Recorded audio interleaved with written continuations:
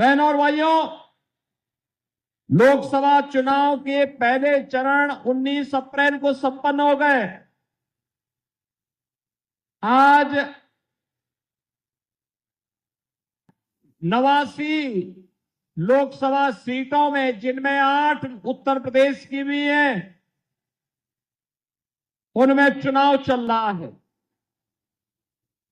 और मैं विश्वास के साथ कह सकता हूं, जनता जनार्दन का जो आशीर्वाद भारतीय जनता पार्टी के प्रत्याशियों को मिल रहा है, मोदी जी के नाम पर, उनके काम पर जो आशीर्वाद भारतीय जनता पार्टी के प्रत्याशियों को प्राप्त हो रहा है, वह अभिभूत करने वाला है।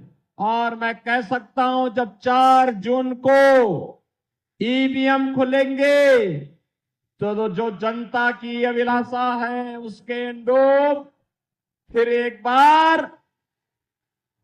बार मोदी सरकार का सपना साकार हो जाएगा।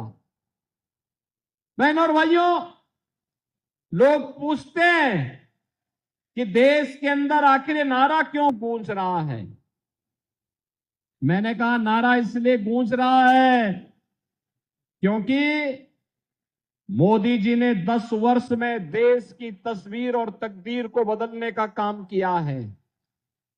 बहनों और भाइयों, तस्वीर और तकदीर को ऐसे बदल दिया है। 2004 से 2014 तक कांग्रेस नेतृत्व की यूपीए सरकार थी। समाजवादी पार्टी और बहुजन समाजवादी पार्टी भी बिन मांगे यूपीए गवर्नमेंट को अपना समर्थन दे रही थी। और उस समय की सरकारों के हाल आपने देखे होंगे। दुनिया के अंदर पहचान का संकट था हमारे लिए, सीमाएं सुरक्षित नहीं थी, आतंकवाद चरम पर था, नक्सलवाद देश के अंदर तेजी के साथ अपना फन फैलाया हुआ था, आतंकवादी कहीं भी विस्फोट करके निर्दोष लोगों को मार देते थे। 2014 के बाद आपने देखा होगा, 14 के पहले देश के अंदर विकास की योजनाएं नहीं थी, भ्रष्टाचार चरम पर था, गरीबों के हकों पर डकैती डालने का कार्य होता था। बहनों और भाइयों, 2014 के बाद दुनिया के अंदर सम्मान बढ़ा है, सीमाएं सुरक्षित हुई हैं। अब तो आतंकवाद और नक्सलवाद पूरी तरह समाप्त हुआ है। अगर कहीं पर जोर से विस्फोट हो जाए ना, पटाखे का भी, तो पाकिस्तान पहले सफाई देता है कि नहीं, हमारा कोई हाथ नहीं है। बहनों और भाइयों, ये इसलिए संभव हुआ है क्योंकि एक मजबूत सरकार है। कांग्रेस और यूपीए की सरकार की तर्ज पर मजबूर सरकार नहीं है, मोदी जी के नेतृत्व की एक मजबूत सरकार है, जो कहती है वो करके दिखाती है। जब पुलवामा की घटना घटित हुई थी, तब प्रधानमंत्री मोदी जी ने कहा था, उन्होंने कहा था, हमारे जवानों की शहादत, उनका बलिदान व्यर्थ नहीं जाएगा। और हमारे भारतीय जवान पाकिस्तान के अंदर घुस करके, आतंकवादियों की माद में घुस करके उनको सबक सिखाने का काम किए थे। पाकिस्तान चिल्लाता रह गया, जान बचा करके भागना पड़ा था वहां पर पाकिस्तान को। बहनों और भाइयों, ऐसे बड़े बड़े कार्य हो रहे हैं, बड़े बड़े कार्य हो रहे हैं। Highway, railway, metro, IIT, IIM, medical college, AIIMS, triple IT, NIT, world class universities, हर घर नल की योजना, ये सभी तेजी के साथ आगे बढ़ते जा रहे हैं। और गरीब कल्याणकारी योजनाओं की तो कोई गिनती नहीं। आप सोचिए, कांग्रेस के समय में, सपा के समय में, बसपा के समय में लोग भूखों मरते थे, आज 80 करोड़ लोगों को फ्री में राशन की सुविधा का लाभ प्राप्त हो रहा है। उनके समय में भ्रष्टाचार था, गरीब के हक पे डकैती थी। और आज आप देख रहे होंगे कि देश के अंदर 60 करोड़ लोगों को तो आयुष्मान भारत में 5 लाख रुपए की स्वास्थ्य बीमा का कवर मिल रहा है। और बहनों और भाइयों, उत्तर प्रदेश में अगर कोई गरीब बीमार हो जाता है, उसके पास आयुष्मान भारत का कार्ड नहीं है, हमारा विधायक है, हमारा पदाधिकारी या कोई पीड़ित स्वयं मुझे पत्र लिख देता है, तो मोदी जी के द्वारा खोले गए जनधन अकाउंट में हम सीधे पैसा भेज देते हैं, उसके उपचार की व्यवस्था करवा देते हैं। क्योंकि हम चेहरा देख करके योजना का लाभ नहीं देते हैं। हमारा तो मंत्र है सबका साथ और सबका विकास का। बहनों और भाइयों, जाति मत और मजहब के आधार पर नहीं, हमने तो जनता जनार्दन की सेवा को ही अपने जीवन का उद्देश्य माना है।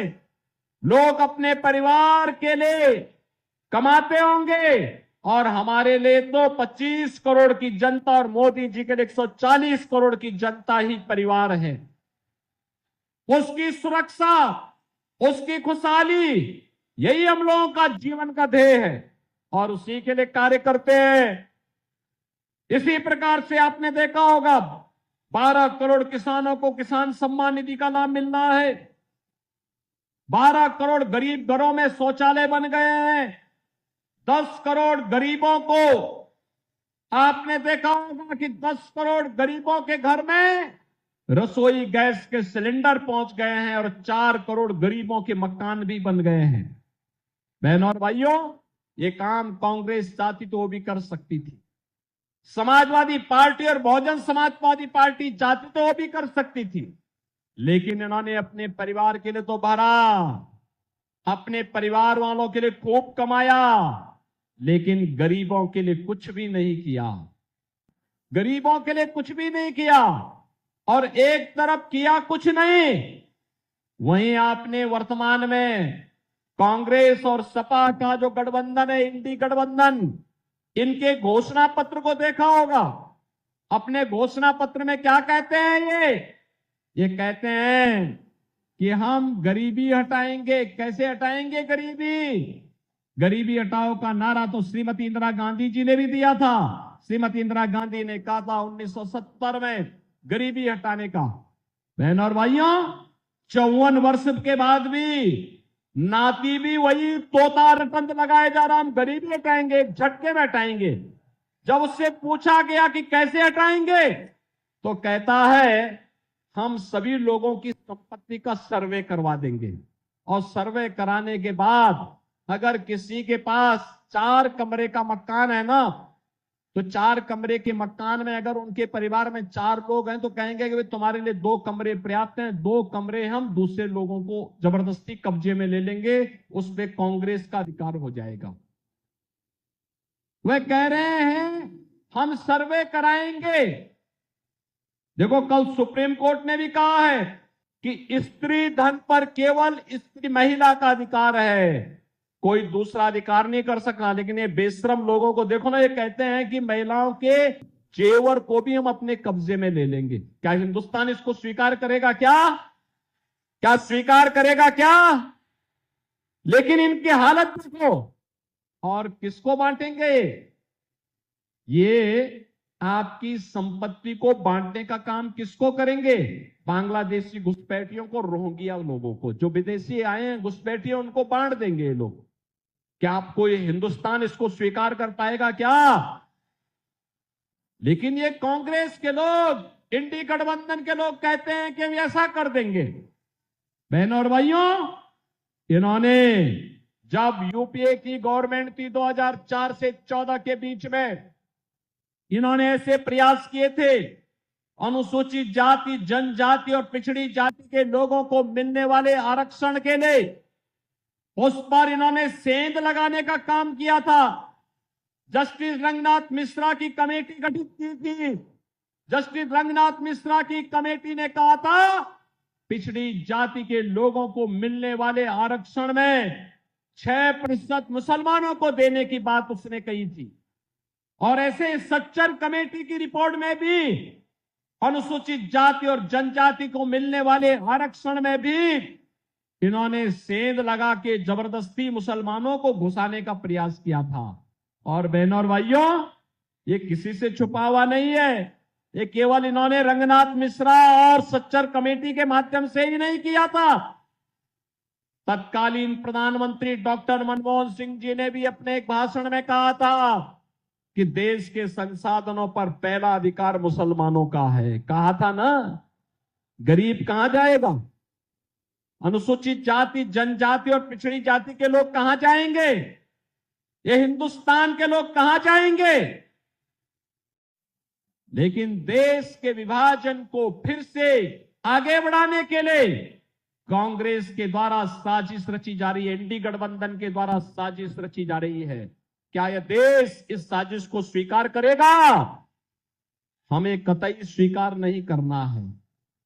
बहनों और भाइयों, आज भारत दुनिया के अंदर एक ऐसा देश बना है जिसको पूरी दुनिया में जिसकी पहुंच है, दुनिया में जिसके बारे में अच्छी धारणा बनी है, लोग भारत को सम्मान दे रहे हैं। और इस सम्मान का कारण है मोदी जी जहां कहीं दुनिया के अंदर जाते हैं, आज के दिन पर पूरा देश उनके स्वागत के लिए उमड़ पड़ता है। स्वागत 140 करोड़ भारतीयों का स्वागत होता है। लेकिन बहनों और भाइयों, कुछ लोग ऐसे हैं जिनको ये नहीं लगता। कांग्रेस ने अपने घोषणा पत्र में 2 बातें और कही हैं। विरासत टैक्स के साथ साथ उन्होंने एक बात और कही है। उन्होंने कहा है अल्पसंख्यकों को उनकी पसंद की खाने की स्वतंत्रता देंगे, यानी वह गौकसी कराने का खुली छूट देंगे। क्या आप गौकसी को छूट देंगे क्या? अरे इन बेशरम लोगों को देखो ना, भारत की आस्था के साथ कैसे खिलवाड़ कर रहे हैं। कह रहे हैं उनको खुली छूट देंगे। अरे कैसे हो सकता है? जिस गाय को हम माता मानते हैं, जिसको हमारा शास्त्र कहता है कि गाओ विश्वस्य मातरम्, उस गौ माता को एक काटने के लिए देंगे कसाईयों को। क्या हिंदुस्तान इसको स्वीकार कर पाएगा क्या? और मैंने सुना है कि भाई और बहन दोनों अयोध्या दर्शन करने के लिए जाना चाहते हैं। जब इनकी सरकार थी तब कहते थे कि राम तो हुए ही नहीं। क्या कहते थे? राम हुए ही नहीं। और जब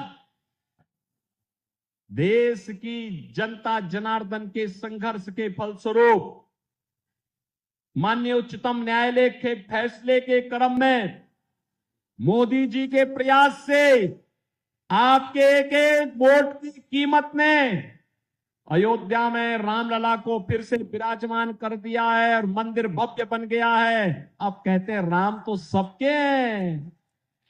देखो ना इनके दोहरे चरित्र को। पहले कहते थे राम हुए ही नहीं, अब कहते हैं राम तो सबके हैं। बहन और भाइयों, इन पे विश्वास मत करना, कभी विश्वास मत करना। ये लोग धोखा देंगे। जब भी इनको अवसर मिलेगा ये लोग धोखा देंगे। हमें धोखेबाजों से नहीं, हमें भ्रष्टाचारियों से नहीं, हमें हिंदुस्तान की सुरक्षा और हिंदुस्तान की संप्रभुता के साथ साथ हिंदुस्तान को समृद्धि की नई ऊंचाई तक पहुंचाने वाली सरकार चाहिए। और वह केवल भारतीय जनता पार्टी दे पाएगी, भारतीय जनता पार्टी दे पाएगी। बहनों और भाइयों, भारतीय जनता पार्टी वह पार्टी है जो किसान को भी, मजदूर को भी, नौजवान को भी और महिलाओं को भी सम्मान देती है। आपने देखा चौधरी साहब को, चौधरी चरण सिंह जी को भारत रत्न, भारत का सर्वोच्च नागरिक सम्मान ये भारतीय जनता पार्टी की मोदी जी के नेतृत्व की सरकार ने दिया है। आपने देखा होगा कि हर एक तबके के लिए मोदी जी ने उस प्रकार के प्रावधान किए हैं। और मैं फिर आपके पास आया हूं आपसे कहने के लिए, संभल के लोगों को, बिलारी के लोगों से कहने के लिए मैं बहनों और भाइयों आया हूं, एक ही अपील करने के लिए आया हूं कि क्या हमारा वोट जो लोग हिंदुस्तान का खाते हैं, जो ये मानते हैं उनके पूर्वज हिंदुस्तानी हैं, उनकी आने वाली पीढ़ी को हिंदुस्तान में ही रहना है, उनको सोचना होगा उनका वोट उन बिस्तरों को नहीं जाना चाहिए जो लोग भारत माता की जय जयकार करने में संकोच करते हो। कतई नहीं जाना चाहिए। जो लोग वंदे मातरम का गायन, भारत माता की जय घोष करने में जिन्हें संकोच होता है, उनको आपका वोट जाने का मतलब आपके द्वारा भारत के खिलाफ साजिश रचने वालों को सम्मान देने का कार्य हो रहा है। और इसलिए मेरी अपील होगी, हम लोग भारत की सुरक्षा और संप्रभुता को ध्यान में रख करके आने वाली पीढ़ी के उज्जवल भविष्य के लिए हम लोग ऐसी सरकार बनाने में अपना योगदान दें जो मोदी जी ने आजादी के अमृत महोत्सव वर्ष में कहा था, एक आत्मनिर्भर भारत, एक विकसित भारत होगा, आत्मनिर्भर भारत होगा तो हर नागरिक आत्मनिर्भर होगा, नौजवान आत्मनिर्भर होगा, किसान आत्मनिर्भर होगा, महिलाएं आत्मनिर्भर होंगी, श्रमिक आत्मनिर्भर होगा। जीवन के प्रत्येक क्षेत्र में लोगों को इसका लाभ मिलता हुआ दिखाई देगा और हमें ऐसी ही सरकार को बनाने में अपना योगदान देना है। आप सहमत हैं इसके लिए? सहमत है ना बहन और भाइयों? भारतीय जनता पार्टी ने इसके लिए श्री परमेश्वर लाल सैनी को अपना प्रत्याशी बनाकर के आपके बीच उतारा है। देखो, परमेश्वर जी कोई अपरिचित चेहरा नहीं है, आपके लिए अपरिचित चेहरा नहीं है। देखो, जनता जनार्दन ने आशीर्वाद जिस भी रूप में दिया होगा तब भी यहां जमे रहे, यहां काम करते रहे ना, लगातार काम करते रहे ना, कोई संकोच नहीं रहा और सम विषम परिस्थितियों में, विपरीत परिस्थितियों में भी कार्य करने का जज्बा उनके मन में है। और आज फिर भारतीय जनता पार्टी ने उन्हें प्रत्याशी बनाकर के उतारा है। उनकी प्रत्याशिता का मतलब इस क्षेत्र में सुरक्षा की गारंटी, और सुरक्षा की गारंटी तो वैसे भी जब से आपने प्रदेश में बीजेपी की सरकार बनाई है, कोई दंगाई और किसी कर्फ्यू के समर्थक की हिम्मत है कि क्यों कर्फ्यू लगवा दे या दंगा करवा दे। उसको मालूम है कि अगर दंगा करवाएगा तो राम नाम सत्य है की यात्रा भी उसकी निकल जाएगी फिर।